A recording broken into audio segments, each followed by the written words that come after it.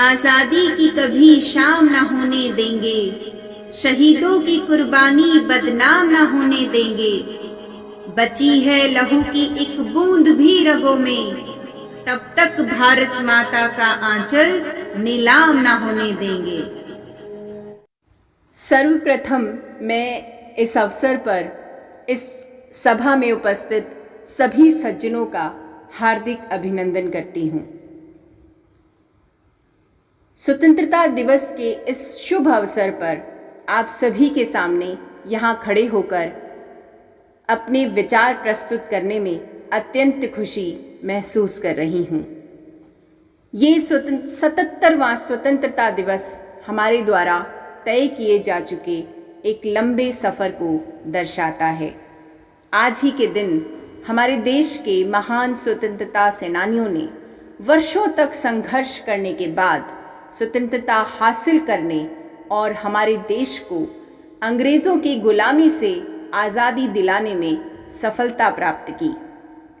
भारतीय रूप में हमारी पहचान विविधता में एकता यानी विविध संस्कृति, धर्म और भाषा की भूमि के प्रतीक के रूप में दर्शाई जाती है। भारत में लगभग 325 भाषाएं बोली जाती हैं, जिनमें से 18 आधिकारिक भाषाएं हैं। हम विभिन्न धार्मिक पृष्ठभूमि के लोगों के साथ यहाँ मिलजुल कर रहते हैं और सभी प्रकार के त्योहारों को उत्साह के साथ मनाते हैं।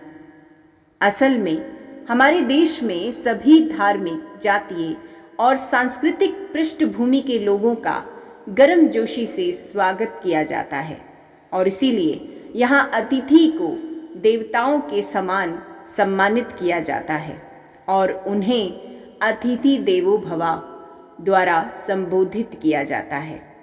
एक बार सांस्कृतिक वार्ता में शामिल होने के दौरान हम अपनी खुद की भारतीय परंपरा और मूल्यों को कभी नहीं भूलते और उन्हें बरकरार रखते हैं।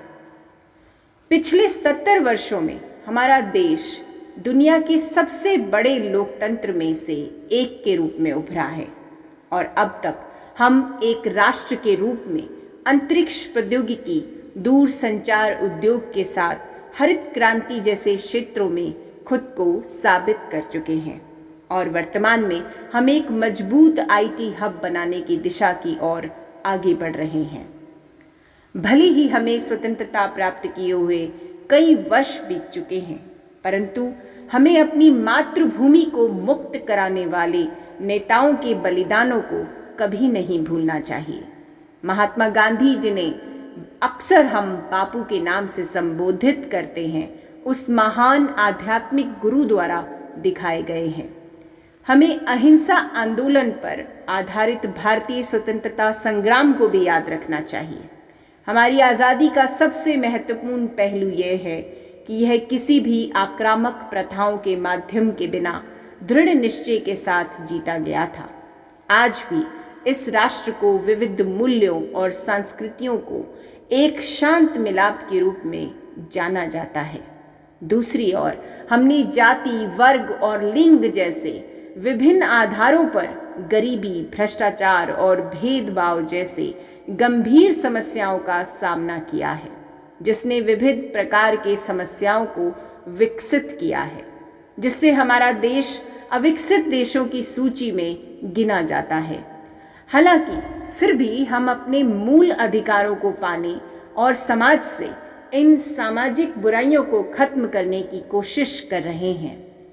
कई सामाजिक सहायक समूह के साथ साथ विभिन्न क्षेत्रों में चल रहे गैर सरकारी संगठन भी इन सामाजिक बुराइयों को दूर करने तथा समाज के वंचित वर्ग को आगे लाने एवं आवश्यक कार्यों में सहायता कर रहे हैं।